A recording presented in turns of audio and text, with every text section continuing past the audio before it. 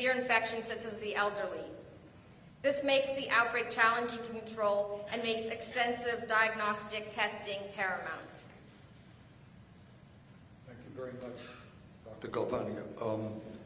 Dr. Dooley is a family practitioner here in Michigan, and like many thousands of family practitioners, she is on the front lines and has to deal with this crisis on a day-to-day basis. Dr. Dooley? Well, when you look at the symptoms of this virus, they're pretty nonspecific: fever, cough, maybe some shortness of breath, runny nose, and that's pretty much what I see all day, especially at this time of the year with the flu season ending and it being a bad flu season. So what does that mean for me and my patients? Well, that means for people who have mild symptoms, they don't want to go to the doctor and pay their copay and their deductible to find out they have a virus, and all they need to do is stay home and drink more fluids. So they have obstacles and hurdles to getting to my office because of financial reasons. And then people who do make it to my office, currently we have such strict guidelines as who can be tested, meaning where you have to have a known exposure, whereas we just discussed, people can have mild illness. So right now in Michigan, you can only get tested if you have severe illness and you're in the ICU, or if you know that you have been exposed to coronavirus. But how are we supposed to know when the symptoms can be so mild? So we are not testing enough people. So there is a shortage of testing, and that's going to lead to more people getting sick. We are not testing the amount of people that we need to test. So yes, the state can say, oh yeah, we have X amount of tests on hand, we have enough tests to test people, but if you're only testing people who obviously have the illness, then no, you're not doing enough testing. And so people who are most vulnerable, like people living with diabetes, a lot of people living with diabetes cannot afford their insulin because of the way our health system is now. So you have people who are vulnerable who can't even afford to take care of their chronic illnesses, and then those people living with chronic illnesses are going to be the most vulnerable people to pick up illnesses like this. And then you have problems with things like masks. At my office, I cannot order the masks that I need to protect myself, to take care of my patients. And when doctors and nurses are exposed to mild cases because we are not testing appropriately, we're not mass testing people, then what happens when we all get sick? Then you have no doctors and nurses to care for you. So I feel like if we learn anything from this epidemic, and this won't be the only one, in Michigan specifically, we recently, a few years ago, had an epidemic of hepatitis A. And that's a virus that is transmitted through food. And food care workers, because we don't have a livable minimum wage in this country, when they're sick, they can't get to the doctor. And the only way we got a hold of that epidemic is by making the vaccine for hepatitis A free, and the health department and other places making the vaccines free. So if we learn anything from this epidemic, I hope that we learn as a nation that we all deserve health care, we all need health care, and that it should be free at the point of service for everyone. We deserve health care in this country, not just wealth care. Dr. Dooley, thanks very much. Deborah Berger is the president of the National Nurses Union, the largest nurses union in the country. Good afternoon, everyone. I want to thank Senator Sanders for inviting us to come share our expertise on COVID-19 and, most importantly, for showing leadership in this health crisis. My name is Deborah Berger, and I've been a registered nurse for over 40 years, and I'm president of National Nurses United, the largest union and professional association of registered nurses in the country. As you all know, nurses are on the front lines of our healthcare system, and at the same time, we're also scientists who understand well how infectious diseases spread. So we are uniquely positioned to recommend what we need to do at the ground level in our healthcare facilities to contain and stop the spread of COVID-19. As union nurses, we have the freedom and protection to speak up on behalf of ourselves and our patients. Our goal is to protect the health of our patients and the public, as well as our nurses and our colleagues. Nurses are eager to take care of patients and make sure that our communities are safe. But we need the right staffing, equipment, supplies, communication, and training to do this safely. Put simply, if we are not protected, our patients are at risk. This became clear at UC Davis Medical Center in Sacramento when one COVID patient resulted in the quarantine of 124 hospital workers, including 36 registered nurses. That means that the burden of taking care of all other patients in the hospital is putting a burden on the remaining nurses and other workers in that system. Nurses follow the precautionary principle in our approach to COVID-19, which is another way of saying, better safe than sorry.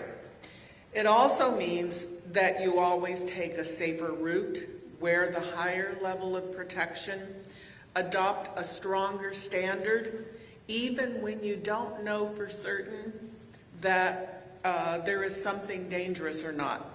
This is particularly important when there is very much we simply don't know about this virus. But this is not the approach of the Trump administration. The federal, state, and local agencies have taken. A recent survey of nurses conducted by us across the board shows that a majority of our health facilities are nowhere near prepared to handle this virus safely. They don't have the equipment, they don't have the stockpiles, they don't have the isolation rooms, they don't have the procedures, and they aren't communicating with their staff. They have no plan. Instead of relaxing standards and efforts, which some agencies have urged, we need to be stepping it up. National Nurses United has petitioned OSHA and the CDC and many agencies in California, the epicenter of the disease here in the United States, to do just that. We look forward to helping them implement our regulations. And again, thank you, Senator Sanders, for this important event. I'm very happy to be part of the discussion and answer any questions. Thank you very much, Deborah. Greg Whitten is the former Special Assistant for Nuclear, Chemical, and Biological Defense Programs under the Obama administration. Greg? Thank you so much, Senator Sanders.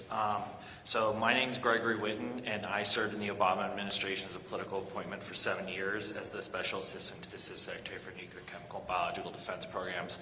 I'm here today to talk about how our diplomatic effort through this disease and this pandemic and how we can re-bridge what we did in the Obama administration and what Senator Sanders has been talking about for a very long time. The Trump administration has made us isolated from a lot of the world, and specifically the trade battle and everything with China has caused us not to be able to share and transmit data about severe diseases like this.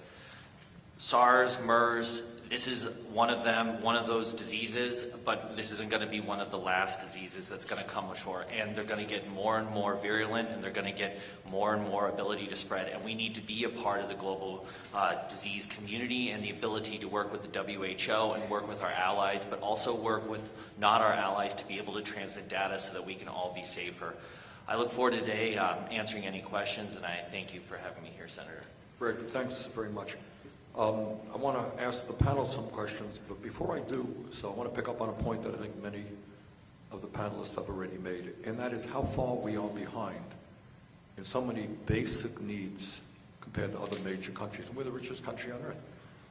Now, in the city of Detroit, and somebody correct me if I'm wrong here, in this one city, there are tens of thousands of homes where people cannot access water, that their water has been shut off. Can you believe that in the year 2020, in the richest country in the world, in a major American city, people have no water because they cannot afford to pay their water bills?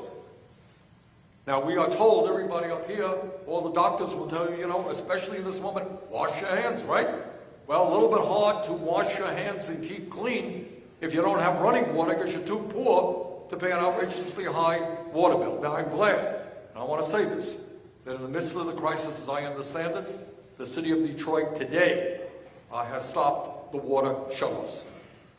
And that's a step forward, and I hope every city in America does the same. because people can't be clean if they don't have running water. But that just gives you an example of how far we are behind the rest of the world in dealing with basic human needs. Let me open the discussion here, and I'll start it off with Abdul, but other people can jump right in. I think, given the fact that we're not getting good science from the Trump administration, people would like some kind of expert knowledge about where do you think things are going to go in the future. Where are we going to be a week from now? Where are we going to be 2 weeks from now? 2 months from now? I know nobody can predict with certainty.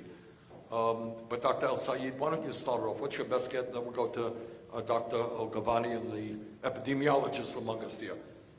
So just sticking very, very close to the evidence, if you look at the studies that have been published out of Wuhan, China, where this pathogen originated, we often look at two numbers. One is called the R0 value. You can look at it, it says it looks like R0. And that's the number of cases that you expect to emerge from any one infected case. And then the second one is the doubling time, which gives you a sense of how long does it take before one case turns into two turn into four, et cetera. And in the Wuhan studies, you're looking at about 7.5 days doubling time, putting at us an R0 of 2 to 3. But if you actually look at the cluster in Washington State right now, that doubling time is 6. And we know that that doubling time can change based on the density of a particular community and how ready the public health infrastructure is to absorb a new pathogen. And so we're looking at a doubling time of 6. Right now, the latest estimates suggest to us that we're right around 500 cases.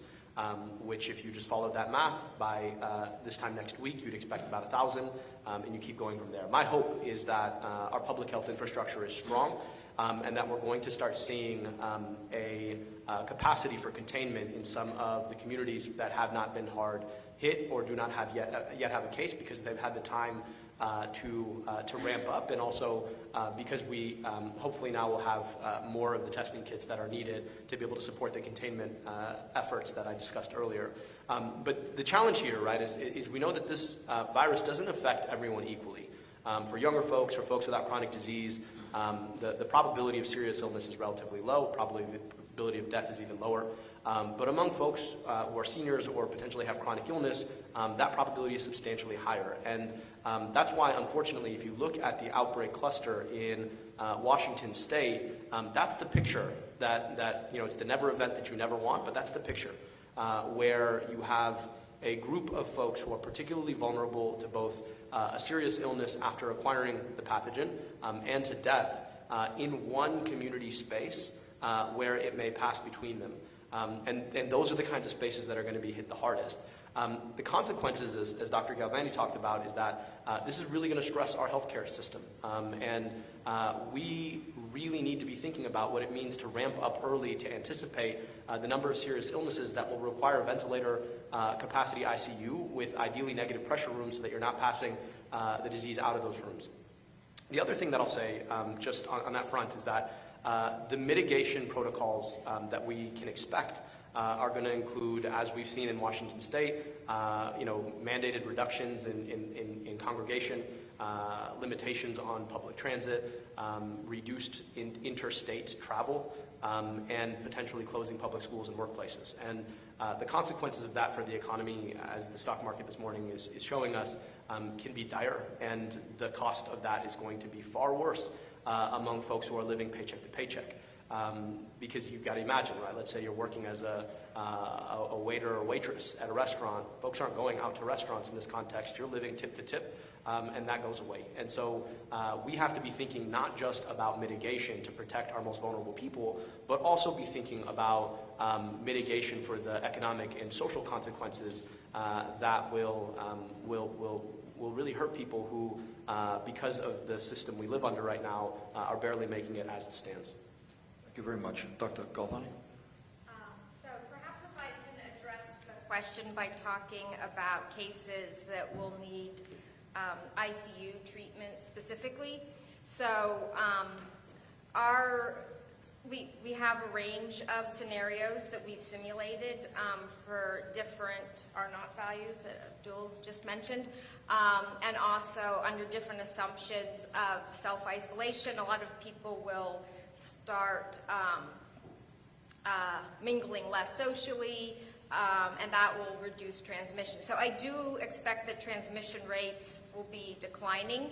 However, even said that, for relatively conservative scenario of an R naught of about 2.5, as Abdul said, it's even higher in Washington State right now, and taking into account that only 5% of based on the Wuhan data, 5% of cases will need to be hospitalized, and 5% of those will need to be treated in the ICU. And also taking into account that it's about a 2-week stay, 13 days based in the Wuhan data, we will need almost 300,000 ICU beds in one example of our simulation scenarios. And that will be at the peak of the outbreak, which we expect to occur, according to that scenario, in the next few months. And so I should maybe compare with, we have in this country 90,000 ICU beds, and about 60% are already occupied at any time for other diseases. And another point also to make is the spatial distribution of those beds. So when we're talking about we need 300,000 perhaps, that is across the country, but we have to think also about the spatial distribution of those beds. We might have a cluster of cases, and we might have availability of ICU beds in another location, but we have to think about how are we going to get the patients to the open ICU beds, or what strategies we're going to employ. Okay, let me now go to some of the frontline folks who are here and ask them whether they think they and their colleagues are prepared in what they need. Dr. Dooley, what does your office and family practitioners all over this country need right now in order to be better prepared for this crisis? Absolutely. We need more tests, and we need the availability. We need the right as physicians to determine who needs to be tested, versus these very strict, stringent criteria that are going to miss a lot of people. So we need to be able to freely test patients we feel are most risk, and those are going to include people who don't have an obvious known source of exposure to someone with coronavirus. And we need masks. So we are not recommending that everyone in the general public wear masks. Again, if you are using all the masks and doctors and nurses run out and all the doctors and nurses get sick, there's nobody to take care of you when you're sick. And they've also done some studies with people who wear masks. They are less stringent about their hand hygiene. And hand hygiene is key. It is crucial. More important than the mask is your hand hygiene. And when you're wearing a mask, you're less likely to wash your hands. It's so shocking when I go out to the movie theater or the mall, the amount of people who just leave the bathroom without washing their hands, or rinse their hands, don't wash their hands. You have to wash your hands, you have to lather, you have to get in between your fingers, and don't forget about the backs of your hands. You can't just wash the fronts of your hands. Your hands have two sides. So we need the ability to test more people. We need masks, and again, we need those hospital beds for when our patients get sick. By the way, interestingly enough, correct me if I'm wrong, we need hand sanitizers that are affordable. Absolutely, we need And interesting, and I applaud the governor of New York State on this. Apparently, the hand sanitizer companies now see an opportunity to make a whole lot of money. They're raising their profits, their prices. In New York State, I think they're going to start producing this thing at the statewide level, which I think is exactly the right thing. Deborah, nurses are nervous, are they not? They are concerned, they're not nervous, because we know if we have the proper equipment, we can take care of these patients safely. To that end, we have made 6 major demands of our employers, which is that they have plans and protocols in place using the precautionary principle, that they clearly communicate to other nurses and healthcare workers about their exposure to the COVID-19, the possible exposure, that they provide education and training, and not the just-in-time training, but actual time where you can practice it. We've also asked that they provide functioning negative pressure rooms and personal protections for nurses, which right now are being kept under lock and key by managers, and the nurses have to go and get the key to get the masks, and have been told during a code, hold your breath. I mean, it's startling that these things are happening. Then also plan for a surge of patients. One of our nurses that took care of a COVID patient worked 80 hours in 1 week. That's obscene. And then also make sure that nurses and other healthcare workers that get put out on quarantine get pay, and that they actually put those patients, those healthcare workers, in quarantine. There was a nurse that was exposed, and they said she could work because she wasn't symptomatic. The cruise ship gets better quarantine than healthcare workers that are actually working with the virus. Then of our federal government, we have asked for the highest levels of protection. We want enforcement that is mandatory. Right now, the CDC guidelines, all of those recommendations are guidelines. They're not mandatory. So nurses can't, without the backing of the federal government and some state governments, actually make sure that they can enforce them. So they're merely suggestions which don't care for us. And we need more funding in an emergency spending package to get these public health systems up and running and functioning better than they are now.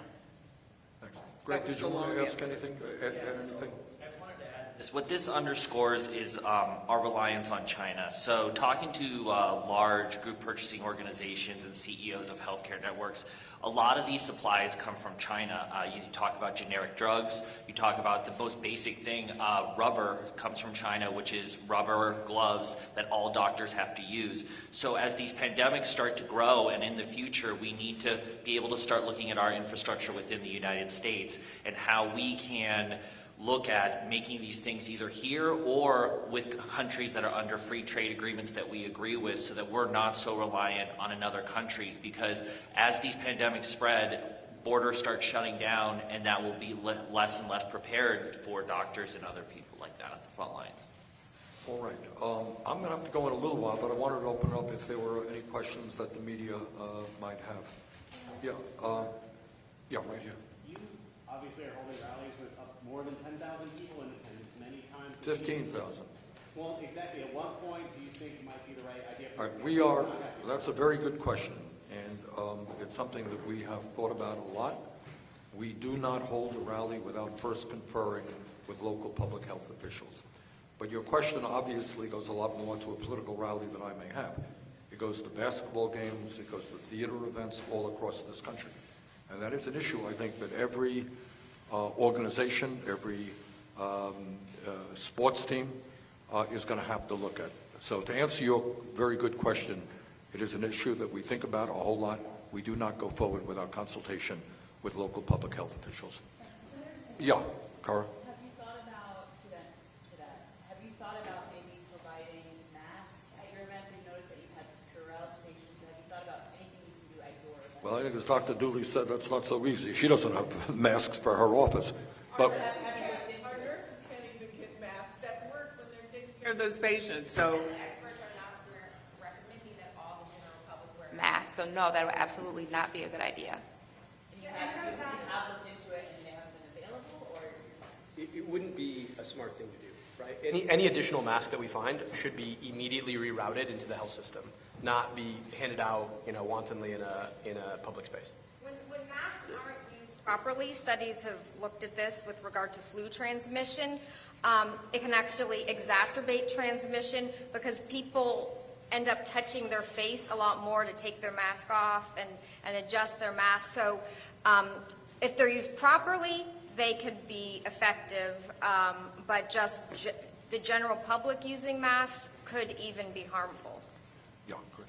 Senator, the CDC said today that people with underlying health conditions over the age of 60, I'm sorry, I can't hear that. people over the age of 60 with underlying health conditions, the CDC said today that they should take particular precautions. What precautions are you taking? Well, I'm surrounded by medical personnel. Thank you for asking. I'm running for president of the United States, and that requires a whole lot of work, but there we go. All right, okay. Beyond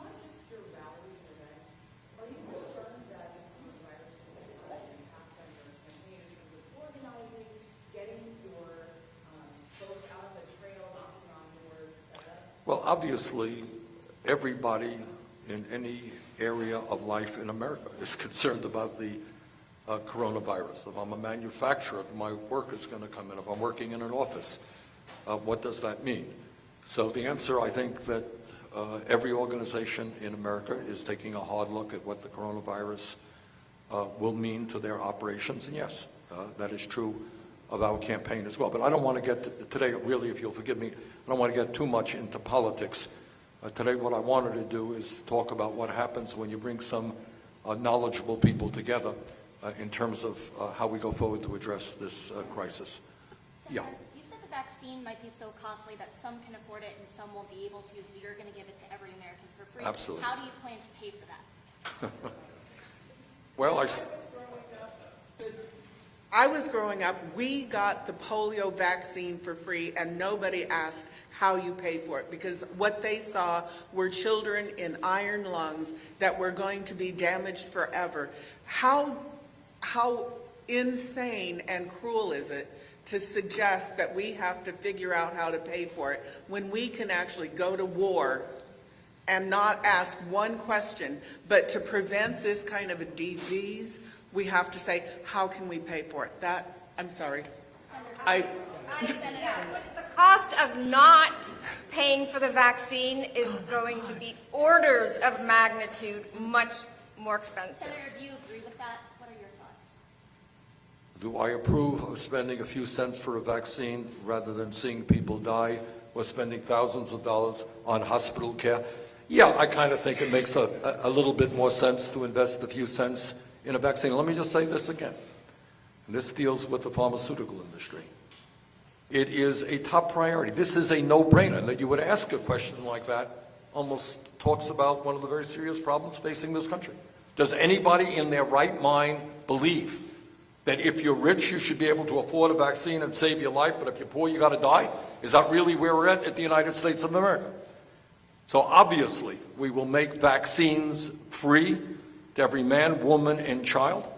I, of course, would take that proposition a lot further. There are people who are rationing insulin right now because we're paying 10 times more for insulin in this country than Canada.